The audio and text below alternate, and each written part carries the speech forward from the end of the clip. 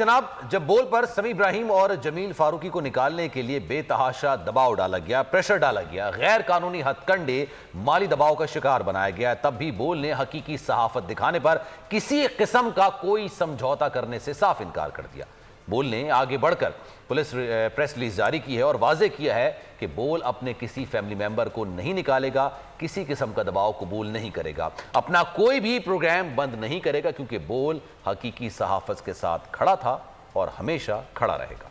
बोल हकीकी सहाफत का अलंबरदार, ऊंचे हथकंडों के खिलाफ अवामी दुआओं का तलबगार, साइफर से हकीकी आज़ादी मार्च तक बोल ने हमेशा हकीकी सहाफत का अलम बुलंद किया।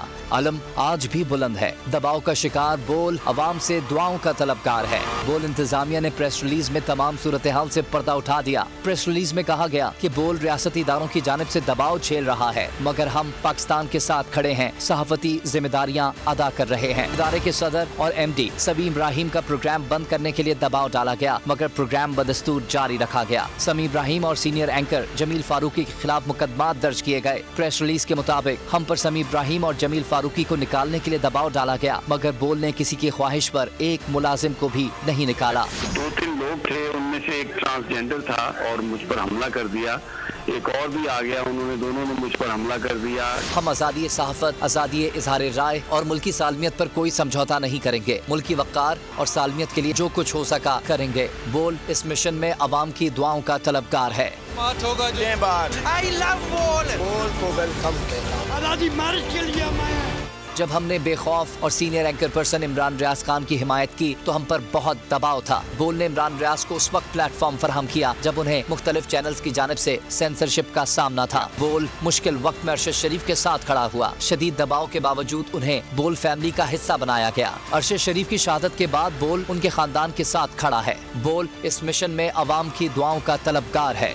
बहुत ही अफसोसनाक खबर आपको इस वक्त शेयर करते चलें कि बोल न्यूज़ के सीनियर एंकर पर्सन अरशद शरीफ को शहीद कर दिया गया। बहुत ही अफसोसनाक खबर है और हमें जरा ये बता रहे हैं कि अरशद शरीफ जो हमारा साथी है वो हम में नहीं है। पाबंदियां झेलने वाले सीनियर सहाफी साबिर शाकिर को दबाव के बावजूद बतौर मेहमान और बतौर तज्जियाकार स्क्रीन फराहम की। सिद्दीक जान और मखदूम शहाबुद्दीन को बोल फैमिली का हिस्सा बनाने पर भी दबाव का सामना करना पड़ा।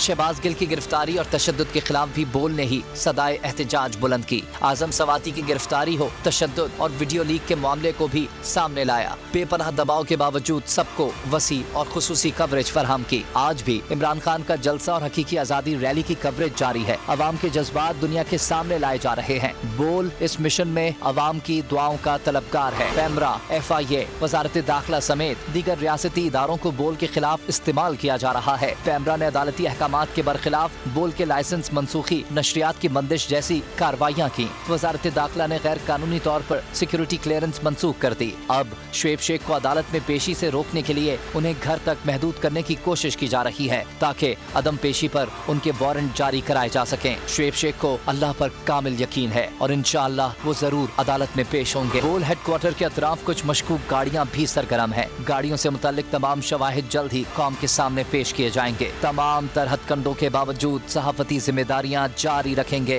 बोल इस मिशन में अवाम की दुआओं का तलबगार है। जनाब, अगर ये वीडियो आपको पसंद आई है तो लाइक पर क्लिक जरूर कीजिएगा। मैं आज बोल्ड टीवी वाले शुएब शेख को, उन्होंने उसकी जिंदगी को खतरा अब हो गया। पहले उसको था अरशद शरीफ को, आज शुएब शेख का मुझे पैगाम आया, उसको धमकियां दे रहे हैं कि उसको मारेंगे।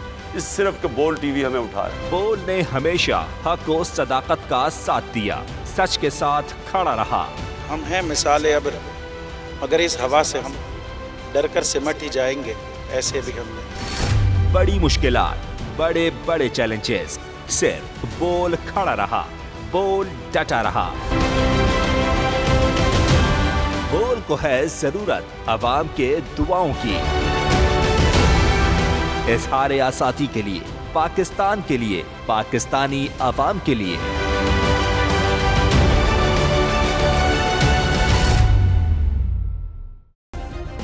सब्सक्राइब करें और बेल दबाएं ताकि कोई खबर रह न जाए।